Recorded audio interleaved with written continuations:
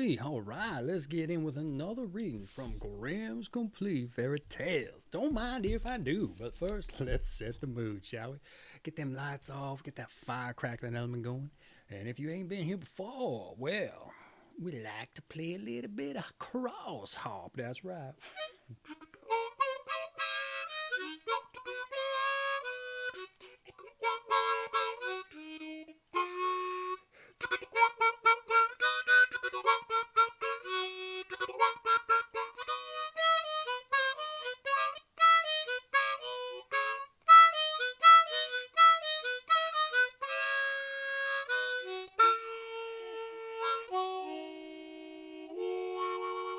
All right.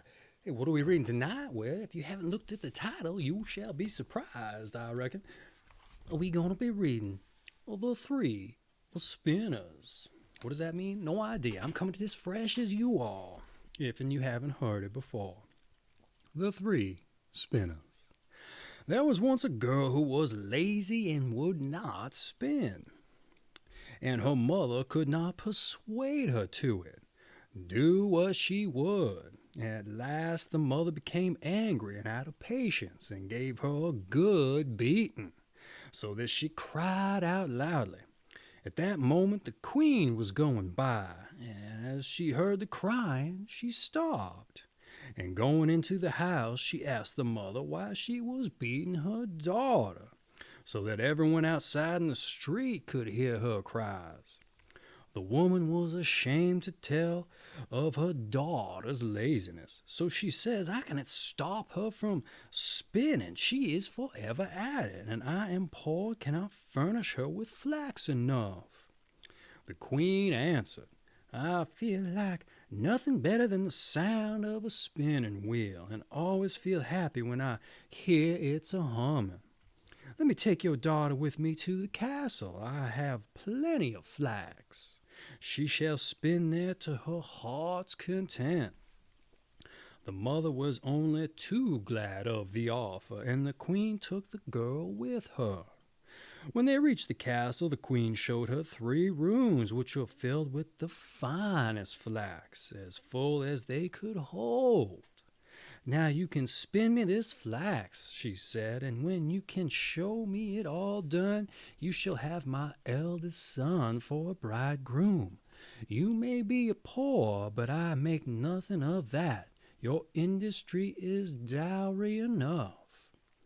The girl was inwardly terrified, for she could not have spun the flax, even if she were to live to be 100 years old, and were to sit spinning every day of her life from morning to evening. And when she found herself alone, she began to weep, and sat so for 3 days without putting her hand to it. On the 3rd day the queen came, and when she saw that nothing had been done of the spinning, she was much surprised. But the girl excused herself by saying that she had not been able to begin because of the distress she was in at leaving her home and her mother. The excuse contented the queen, who said, however, as she went away, tomorrow you must begin to work. When the girl found herself alone again, she could not tell how to help herself or what to do, and in her perplexity she went and gazed out the window. There she saw 3 women passing by, and the first of them had a broad, flat foot. The second had a big upper lip that hung down over her chin, and the third had a remarkably broad thumb. They all of them stopped in front of the window and called out to know what it was the girl wanted. She told them all her need, and they promised to help her, and said, Then will you invite us to your wedding, and not be ashamed of us, and call us your cousins, and let us sit at your table? If you will promise this, we will finish off your flax spinning in a very short time. With all my heart, answered the girl. Only come in now and begin at once.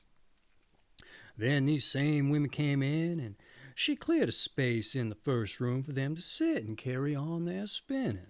The first one drew out the thread and moved the treadle that turned the wheel, and the second moistened the thread, and the third twisted it. and rapped with her finger on the table. And as often as she rapped, a heap of yarn fell to the ground, and it was most beautifully spun.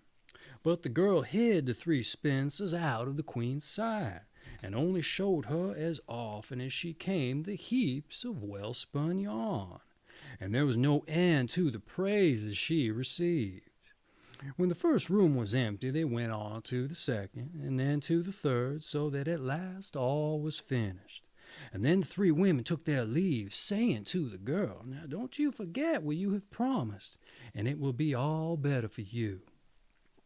So when the girl took the queen and showed her the empty rooms and the great heaps of yarn, the wedding was at once arranged, and the bridegroom rejoiced that he should have so clever and diligent a wife, and praised her exceedingly. "I have 3 cousins," said the girl, "and as they have shown me a great deal of kindness, I would not wish to forget them in my good fortune. May I be allowed to invite them to the wedding, and to ask them to sit at the table with us?" The queen and her bridegroom said at once, "There's no reason against it." So when the feast began, in came the 3 spinsters in strange guise, and the bride said, "Dear cousins, you are welcome." "Oh," said the bridegroom, "how come you have such dreadfully ugly relations?" And then he went up to the first spinster and said, "How is that you have such a broad flat foot?" "With treading," answered she, "with treading." And then she went up to the second and said, "How is it that you have such great hanging lip?" "With licking," answered she, "with licking." And then he asked the third, "How is it that you have such a broad thumb?" "With twisting thread," answered she, "with twisting thread." Then the bridegroom said that from that time forward his beautiful bride should never touch a spinning wheel, and so she escaped that tiresome flax spinning. All right, and that has been the 3 spinsters. Let's move on to another one, since there's still time, and that one was so short. And this one maybe you've heard before, a Rumpelstiltskin. There was once a miller who was poor, but he had one beautiful daughter. And it happened one day that he came to speak with the king and to give himself consequence. And he told him that he had a daughter who could spin gold out of straw. And the king said to the miller, "This is an art that pleases me well. If your daughter is as clever as you say, well, I'll bring her to my castle tomorrow, that I may put her to the proof." When the girl was brought to him, he led her into a room that was quite full of straw, and gave her a wheel and a spindle, and said, "Now set to work, and if by early morning you have not spun this straw to gold, you shall die." And he shut the door himself and left her there alone. And so the poor miller's daughter was left there sitting, and could not think of what to do for her life. And so she had no notion how to set to work to spin gold from straw, and her distress grew so great that she began to weep. Then all at once the door opened, and in came a little man, who said, "Good evening, miller's daughter, why are you crying?" "Oh," answered she, "I have got to spin gold out of straw, and I don't understand the business." And then the little man says, "What will you give me if I spin it for you?" "Well, my necklace," said the girl. The little man took the necklace, seated himself before the wheel, and whir 3 times round, and the bobbin was full. And then he took another, and whir 3 rounds full. And so he went till morning, when all the straw had been spun, and all the bobbins were full of gold. At sunrise came the king, and when he saw the gold he was astonished, and very much rejoiced, for he was very avaricious. I don't know that word. He had the miller's daughter taken into another room filled with straw, much bigger than the last, and told her that as she valued her life, she must spin it all in one night. The girl did not know what to do, and she began to cry. And then the door opened, and the little man appeared and says, "Well, what will you give me if I spin all this straw into gold? The ring from my finger, answered the girl. So the little man took the ring and began again to send the wheel whirring round. And by the next morning all the straw was spun into glistening gold. The king was rejoiced beyond measure at the sight, but as he could never have enough of the gold, he had to have the miller's daughter taken into a still larger room full of straw, and said this too must be spun in one night, and if you accomplish it, you shall be my wife. For, he thought, although she is but a miller's daughter, I am not likely to find anyone richer in the whole world. As soon as the girl was left alone, the little man appeared for the third time and says, well, what will you give me if I spin the straw for you this time? I have nothing left to give, answered the girl. Then you must promise me your first child after you are queen, said the little man. But who knows whether that will happen, thought the girl.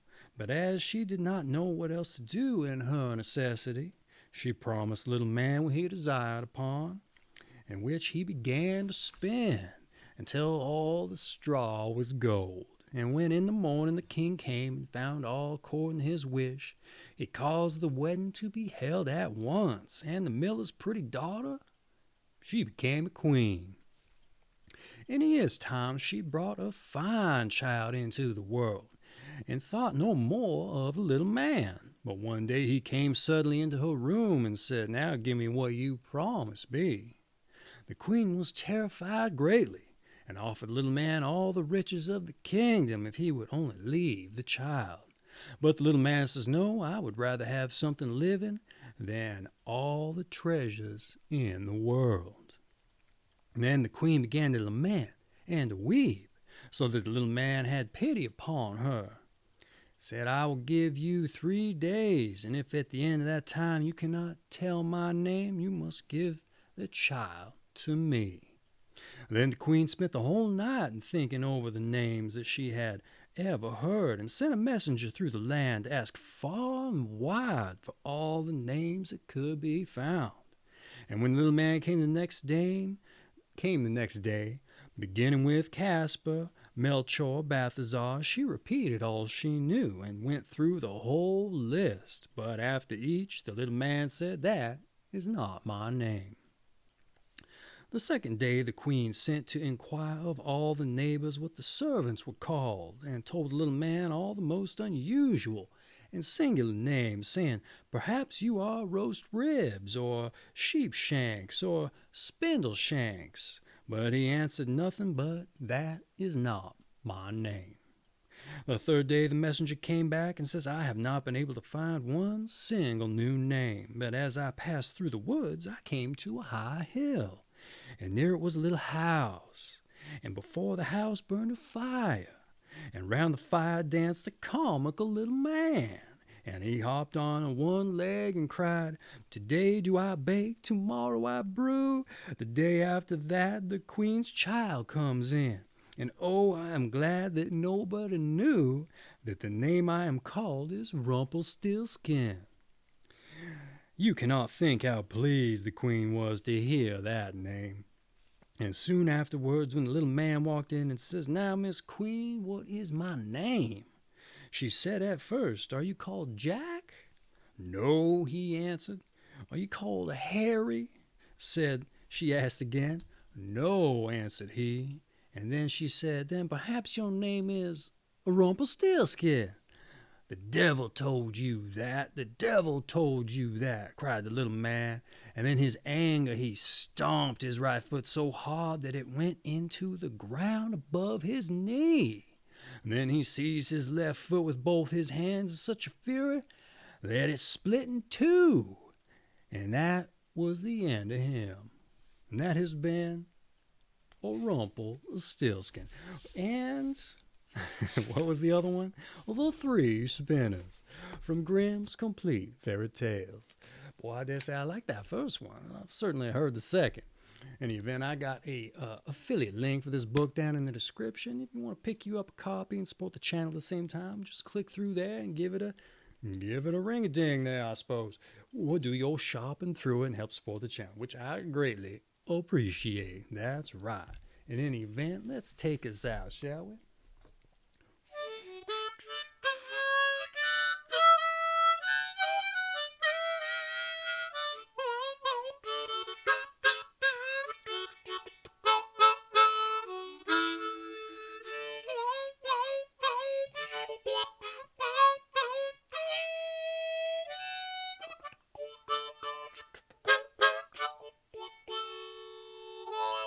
All right, there. I hope to see you on the next one. With that, I'll say a kiss to your missus and a tip of my hat to your old cat.